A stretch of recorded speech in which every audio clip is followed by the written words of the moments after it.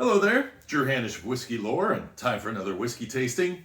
And today I'm going to be doing a tasting of a barrel pick.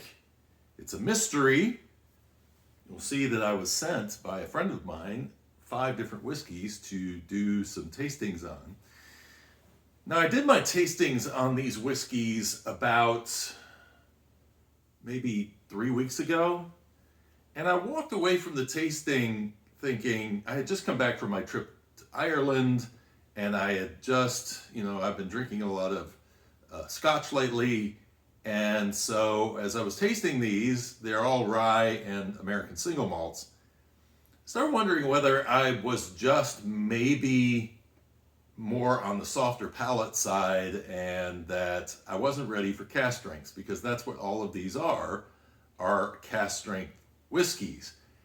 And normally I'm not one that puts water into my whiskey because I forget usually, and I'd love to have a cask strength that doesn't necessarily need to have water added to it. But in this case, I was starting to add water to these to try to get them tamed down a bit. Well, I decided to give it a couple of weeks and then come back and do a tasting again. And blind tasting, I have to admit, I saw the list of whiskeys the first time before I did the tasting, and so I could sense that I was trying to root for particular names, and it was causing me to not really focus on these for what they are through the process. So this time, now it's been 3 weeks, I still know the brands, but I don't know which is related to which letter. I'd completely forgotten. I'm one of those people that I can watch a movie and it can be a really great movie, and I can come back and watch it a year and a half later, and it's like I'm watching it for the first time. I'll remember little things about it, but I really, my brain just for some reason doesn't like to hold on to things too long. And actually that makes movies very enjoyable for me, because I can go back and watch one and it's sort of like it's the first time I've watched the movie all over again.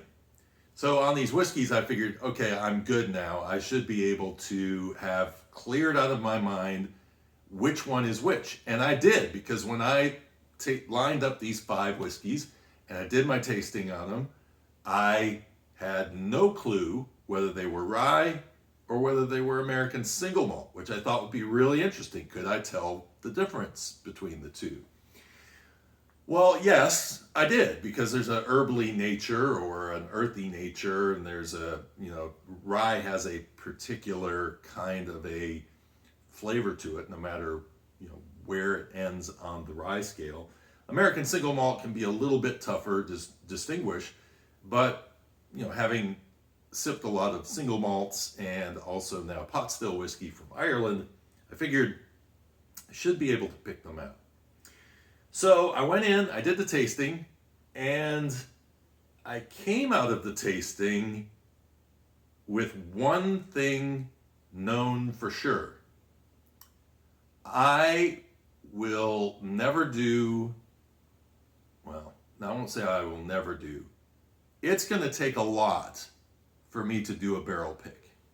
And the reason I say that is because one of these whiskeys, the one that's in my glass right now, was a barrel pick, and it was my absolute least favorite out of this. I just was like, whoa, I don't understand. This is this very one-dimensional, and even that one dimension is not pleasing. So I'm like, how does this end up being a barrel pick?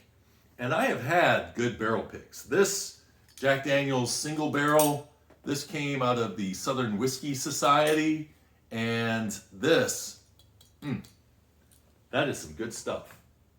And so I don't necessarily have a problem with barrel picks, because I think that it does give somebody the opportunity to maybe find a unique barrel. But here's the reason why I don't, at this point, trust myself to do a barrel pick. First of all, I don't know exactly, I see a lot of people going to the distilleries and sitting there with a bunch of different casks and kind of going through and picking out which one that they want. If I go to let's say I go to a whiskey event, a whiskey fair, after you get through the third or fourth whiskey, and these aren't cask strength, your senses start to dull and you start to lose the ability to define one versus the other. And then we're talking about coming straight out of a barrel, and so that even more so, you have the impact of the flavor being in your face on top of the fact that you're starting to dull your senses as you go through. So that's always concerned me a little bit, plus the fact that I don't like to drink under pressure. If I am feeling like I need to make a pick, and here are your 4 barrels and you're choosing from those 4 barrels, I would like the option to walk away. And I don't know whether that option is there or not because I've never done a barrel pick. I have a lot to learn about barrel picks, as you can tell. But I figured I would address these concerns as I am talking to you here today. Another thing is that this is your money that I'm playing with, and it's my reputation. And I have a certain level of whiskey that I would want to have my name on. And I don't want to just pick a barrel to pick a barrel. I want to pick a barrel and have the people who are sipping it go, this is amazing. Like this Jack Daniel's single barrel that I got here, where I go, you know what? That is something that I am really happy I spent my money on. I am proud to have bought that and to have that to taste, and I want to share it with friends, and I want to brag on it because, whoever picked that whiskey out really knew what they were doing, or they were just given a really great selection of barrels to choose from. And so that's another piece of it. It's a reputation kind of thing, and it's a concern that, I am putting something out that you may be disappointed in if it's not up to snuff. And that goes back to me and being nervous and picking the wrong one and being under pressure and all that sort of stuff, or taking what's being offered and not being able to walk away. These are all things that kind of play in together. And the other thing is, will every distillery give you the pick of the litter? Or will the distillery have some barrels sitting around that they couldn't really do anything with, and those are the ones that they're letting you taste? Hopefully that's not what goes on, but there is kind of this hope that they would provide some really high quality barrels for you to go in and do these picks on. I just don't know. It's also my palate versus your palate. And so that's another piece of it. Now, of course, if everybody was having the same paralysis that I have over doing barrel picks, then we wouldn't have any whiskey on the shelves, because every master blender would be sitting there second guessing themselves and saying, no, I'm not going to put anything out. So I get that too. There's a point where you have to say, you know what, trust yourself and move forward. But I'm just saying, this is the reason why I've hesitated on doing any kind of barrel pick, because I'm just nervous about it. And so sooner or later, it will probably happen. When it does happen, it's likely going to happen in a way to where I don't go to the distillery, but maybe they send me samples or something, and then I get the opportunity to nose and taste it in a relaxed atmosphere, knowing that I could turn them all down if I didn't like any of them. So these 5 samples all come from distilleries that I respect. But I have to say that after 2 tastings, and with the second tasting, I added water to each to bring them down to a reasonable level. On my rating scale, 2 were just okay, and 3 of them were a hard no. And this one was a definite hard no. And this is because this again, I sense I'm not getting the dimension out of this whiskey, and that's what frustrates me about it.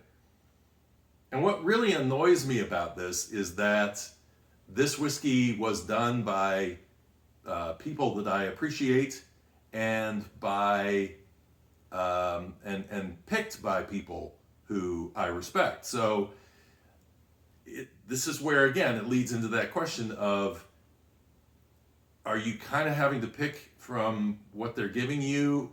Are you picking because it's unique, not necessarily good?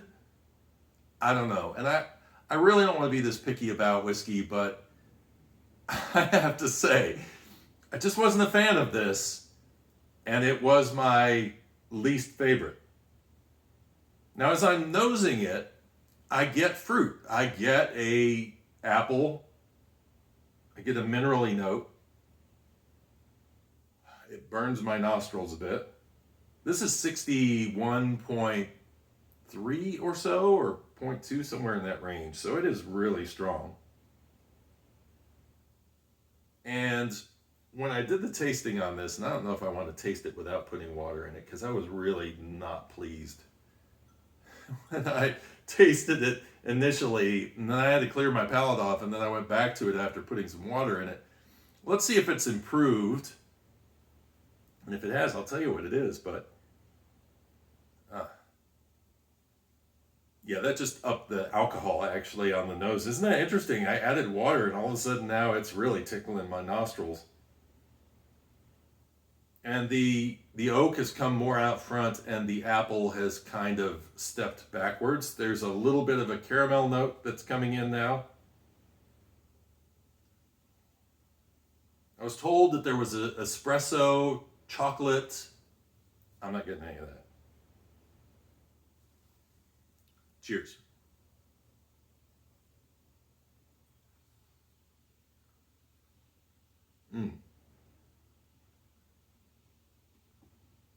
Chocolate?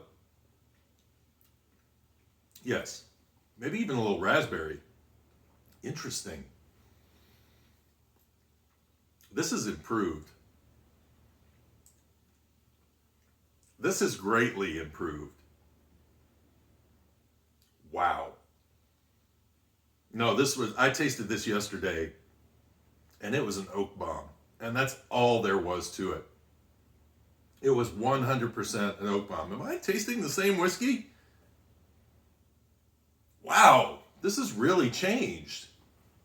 It is still, now the nuttiness is coming through and leather notes and that sort of thing on the nose. Oh, pepperiness on the nose. So here's the thing I'm going to say about this. This has confirmed to me even more so why I'd have to relax in doing a tasting for a barrel pick, because I tasted this yesterday and it was, now of course I'm tasting it on its own today. I haven't had any other whiskeys today. Yesterday I was tasting it in line with a bunch of different whiskeys. So maybe some residual from a previous whiskey created off notes in this, because this actually is not as bad. I'm actually a little like cherry on the finish. This is a lot more complex than I remember yesterday. It was very one-dimensional yesterday, and today now all of a sudden I'm getting fruits coming through on this thing. I am getting, even the char that was overwhelming yesterday is not as strong today as it was yesterday. Now maybe I put even more water in than I did yesterday, but much more pleasant on the nose.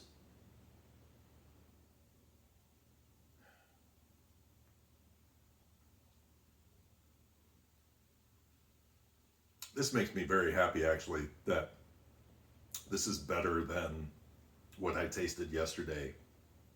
And this is the reason why, again, very hard to sometimes judge whiskeys in a certain mindset. And what if think about this. If I am on site at a distillery and I'm doing barrel picks, I am in a great mood. And I've said this before. If you go to Scotland and you're in a distillery and you taste a whiskey and it tastes great and you come home, you buy a bottle and it's not as good, part of it is your emotions. You're hyped up, you're excited, you're in a place that has a pleasant feel to it. And then once you get back to a neutral territory like your home, all of a sudden there's an opportunity that all those emotions and things are not happening, and you are now not tasting the way that you the way that you should. You're not on an even keel. You're elevating because of one reason or another. It also very well could be that yesterday I was blind tasting this. I had no idea who the distillery was. Then I found out who the distillery was. Today I'm tasting it knowing what the distillery is, and I'm starting to hunt out some of those flavors subconsciously, maybe, that I normally wouldn't be seeking, And so that's really, really interesting, because yesterday I was thinking, this whiskey spent 8 years in a barrel in Washington State. And I don't know whether it was used cooperage, new cooperage, whatever it was, the char was overwhelming yesterday, as was the oakiness. But today, it's got a bunch of different things going on in it. It's interesting, the pepper on the nose too. It's probably not a whiskey that's going to get above the okay level for me, but it's not a no. Honestly, I think at this point, this has gone from the bottom of the barrel to being actually above all other 4 of the ones that I did nosings on, which means I'm going to have to go back and do nosings and tastings on the others, because I don't know that I've given them a fair shot. Maybe I just need to change the order of how I'm drinking these. So anyway, this is Westland Single Malt, and it is an 8-year-old single malt. And so when I did the nosing and tasting and had no idea what it was, and then I said, this is like an oak bomb, there's nothing else in it, that was all confirmed when I went to look and I saw it's an 8-year-old American single malt, because there's only one other single malt in the US that I know of that's older than that, and that's the Stranahan's. But I really enjoyed the Stranahan's, and so this was a bit of a disappointment for me when I first tasted it. But I'll tell you, I've done a 90-degree turn on this one. I've not done a 180. This is a quarter turn on this one. I definitely think it's much better than what I was nosing and tasting yesterday. So I hope that was interesting for you. I have had different distilleries approach me about doing barrel picks. Westland is one that actually approached me about doing a barrel pick at one point. And I would love to do it, but it's going to have to be under the right circumstances. And I am truly going to have to say that that isn't just okay or just good.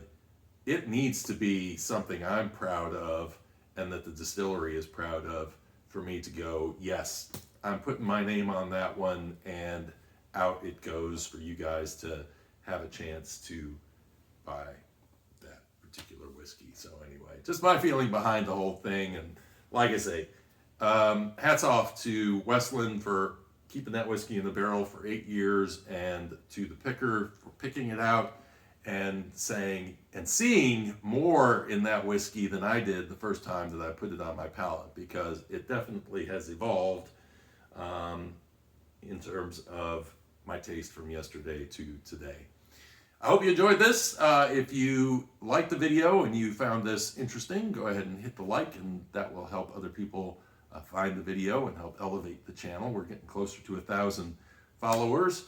And also, or subscribers, and if you aren't subscribed and you'd like to, you can do so below. Sometimes I will do, off the cuff kind of stuff like this, and then I do tastings as well. And of course, love throwing in history as well. And leave your comments below. Have you done a barrel pick? What do you think of barrel picks? And have you had an exceptional barrel pick? Have you had a barrel pick that you walked out of the store, tasted it, and then went, oh, why did I buy this kind of thing? Be really interesting to know, and it may sway my interest in stepping out of my comfort zone and actually doing a barrel pick at some point. Until next time, my friends, cheers and slanjuva.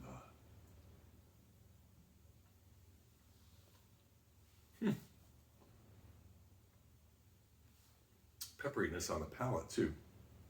It was really interesting.